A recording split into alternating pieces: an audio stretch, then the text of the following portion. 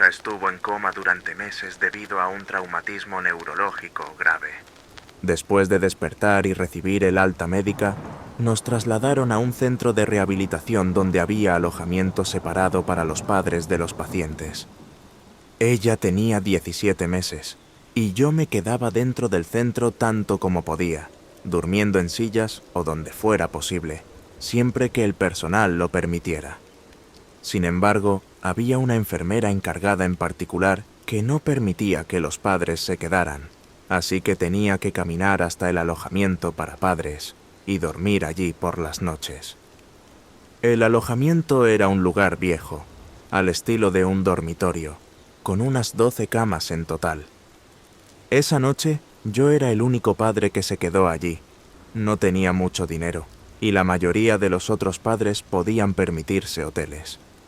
A las 3 de la madrugada me despertó un ruido extraño a mi alrededor, un inquietante sonido de rasguños que parecía venir de todas partes.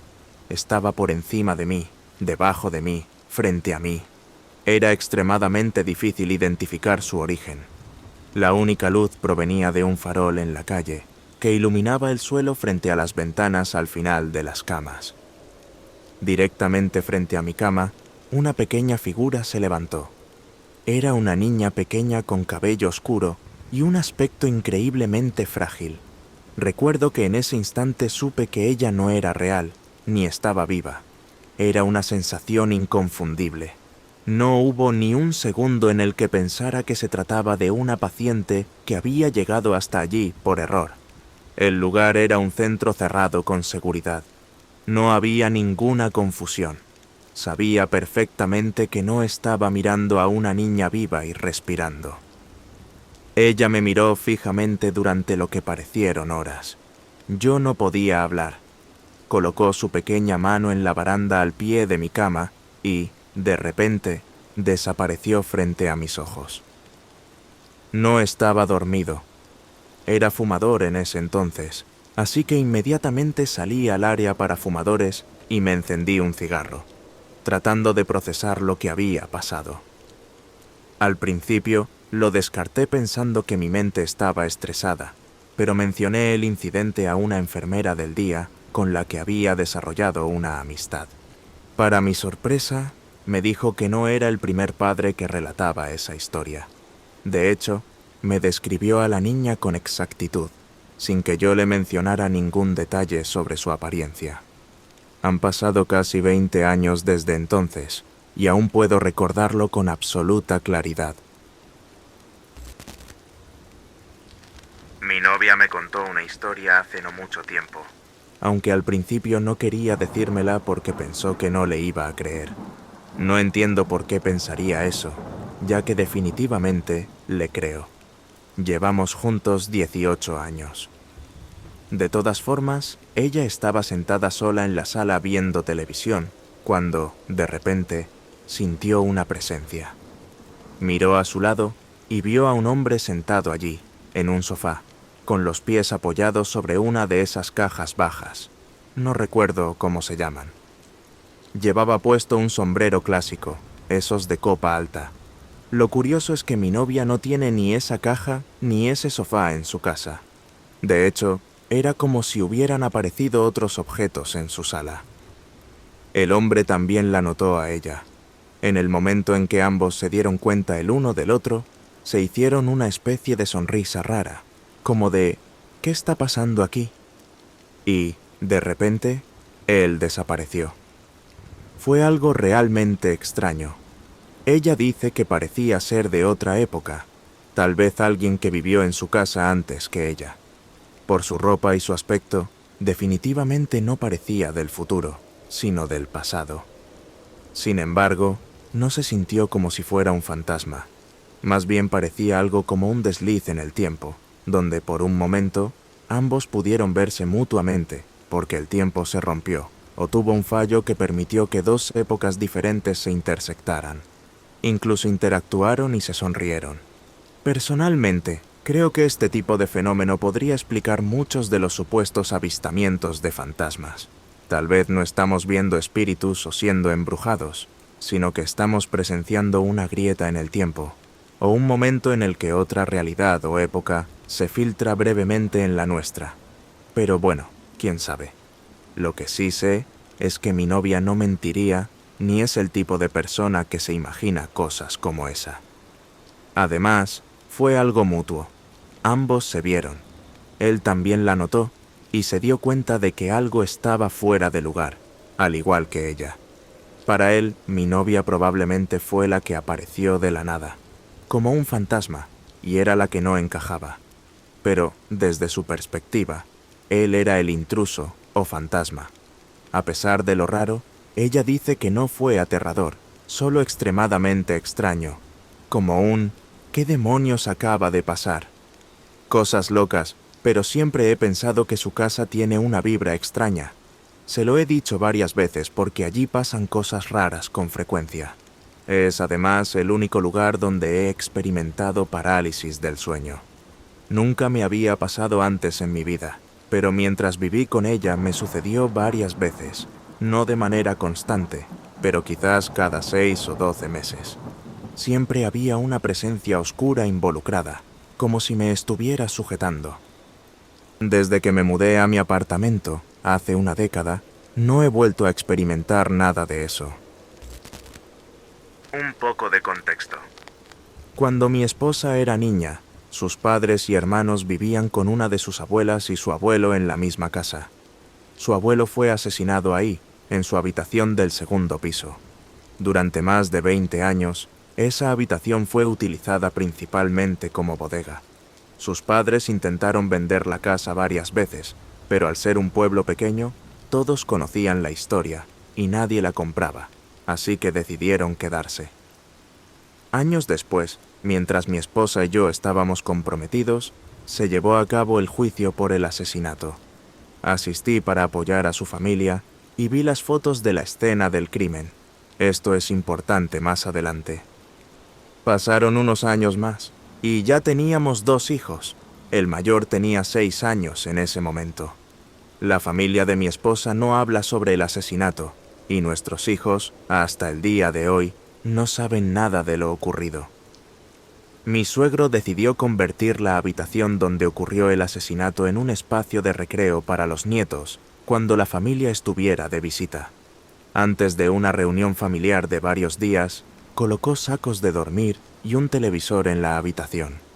Aunque no nos gustó la idea, no dijimos nada porque era un tema delicado. Además, insistió en que todos los nietos durmieran ahí juntos. Nosotros llegamos primeros, y mi hijo entró solo a la habitación. Como a su edad rara vez se quedaba quieto mucho tiempo, después de un par de horas fui a revisarlo. Esta fue nuestra conversación. Durante todo el intercambio, él permaneció inmóvil, rígido, y no apartaba la vista del televisor. «Oye, campeón, ¿todo bien aquí arriba?» «Sí». «Ok, diviértete». «Papá, ¿tengo que dormir aquí? No quiero». «¿Por qué no?» «No estoy solo». Cada pelo de mi cuerpo se erizó. «Bueno, estoy aquí contigo, ¿no?» «No, hay alguien más con nosotros». «¿Son amables? ¿Son malos? ¿Es un adulto? ¿Un niño?» «Son 2 adultos». «¿Qué están haciendo ahora?» «Te están mirando a ti». «Nunca habías dicho algo así antes en la casa de tus abuelos, y has venido muchas veces». «Ellos no salen de este cuarto, y yo nunca había estado aquí antes». «¿Dónde están ahora?» Sin apartar la mirada del televisor, señaló la esquina donde su bisabuelo fue asesinado y dijo: «Están ahí parados, no se mueven mucho». «Ok, campeón, no tienes que quedarte aquí». Y salimos juntos de la habitación. Mi papá trabajaba en seguridad y yo seguí sus pasos después de que falleció. Una noche me llamaron en mi día libre porque necesitaban a alguien para cubrir un sitio. Nunca había trabajado en ese lugar antes, pero acepté por las horas extra. Resultó ser uno de los sitios en los que mi papá solía trabajar. Era alrededor de las 2 de la madrugada. Estaba haciendo una ronda cuando entré a uno de los edificios y creí ver a alguien moviéndose más adelante. A esa hora, el edificio estaba cerrado. así que no debería haber nadie allí. Cerré la puerta en silencio detrás de mí y avancé con cuidado para verlo mejor. Al final del pasillo había un guardia de seguridad, lo cual era extraño porque yo era el único de turno esa noche. Me fijé en él y noté algo en su uniforme. Pertenecía a una empresa que ya no existía, la misma para la que trabajaba mi papá cuando estaba en ese sitio. Entonces lo noté. Era mi papá. Estaba allí, aparentemente haciendo una ronda en el edificio que yo patrullaba. Lo observé mientras caminaba, y en un momento se detuvo. Me miró directamente, como si pudiera verme. Me sostuvo la mirada por unos 30 segundos, y luego dobló la esquina. Corrí para alcanzarlo, pero ya no estaba. Han pasado casi 2 años desde esa noche, y sigo convencido de que realmente lo vi. No sé si fue un fantasma, si estaba sugestionado porque era uno de sus antiguos puestos y estaba emocionalmente afectado, o si de alguna manera el tiempo hizo un bucle y lo vi trabajando allí en el pasado. Honestamente, no lo sé. Desde entonces, cada vez que tengo un día libre y necesitan a alguien para cubrir ese sitio, me ofrezco. Ya no por las horas extra, sino con la esperanza de que lo que ocurrió esa primera vez vuelva a suceder. He cubierto ese puesto más de 20 veces desde aquel encuentro, pero no he vuelto a ver nada. Esto ocurrió hace unos 4 años. No fue la primera experiencia paranormal que tuvimos, pero sí la que más me asustó. Una noche, mi hijo de 2 años nos despertó a mi esposo y a mí. Se metió de manera repentina en nuestra cama. Yo no podía volver a dormir, así que decidí trabajar en un proyecto en mi sala de manualidades. Estuve allí unos 45 minutos, cuando el monitor de las cámaras de seguridad comenzó a parpadear rápidamente. Cabe mencionar que estas cámaras no eran de sensor de movimiento, solo tenían transmisión continua. Las cámaras estaban colocadas en la sala y en la habitación de mi hijo. Me acerqué al monitor y lo tomé. De repente, hizo un ruido agudo y ensordecedor, como el acople de un micrófono. Me sobresalté y dejé caer el monitor al suelo, con la pantalla tirada para abajo. Noté que el brillo en los bordes había dejado de parpadear. Lo recogí y miré la pantalla.